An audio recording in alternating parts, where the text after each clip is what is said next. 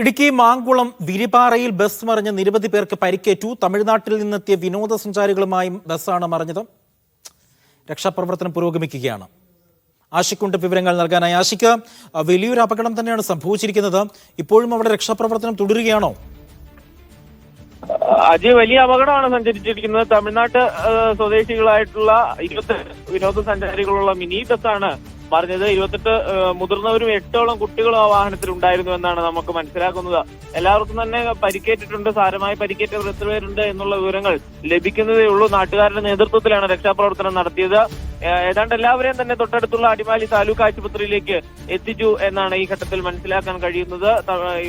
ഹൈറേഞ്ചിലേക്ക് വിനോദസഞ്ചാരാർത്ഥം വന്ന തമിഴ്നാട് സ്വദേശികളാണ് അപകടത്തിൽപ്പെട്ടത്. അവിടുന്ന് മടങ്ങിപ്പോകുന്ന വഴിക്ക് ബസിന്റെ നിയന്ത്രണം വിട്ട് മറിയുകയായിരുന്നു എന്നാണ് ഈ ഘട്ടത്തിൽ നമ്മൾ മനസ്സിലാക്കുന്നത്. സംഭവ സ്ഥലത്ത് പോലീസ് എത്തിയിട്ടുണ്ട്. ഏതായാലും കുട്ടികളടക്കമുള്ളവരെ ഉടനടി തന്നെ ആശുപത്രിയിൽ എത്തിക്കാനായത് അപകടത്തിന്റെ ഒരു ആഘാതം കുറയ്ക്കാനാകുമെന്നാണ് പ്രതീക്ഷിക്കുന്നത്. പരിക്കിന്റെ സ്ഥിതിയും മറ്റും വിവരങ്ങൾ മറ്റും ലഭിക്കുന്നതേ ഉള്ളൂ.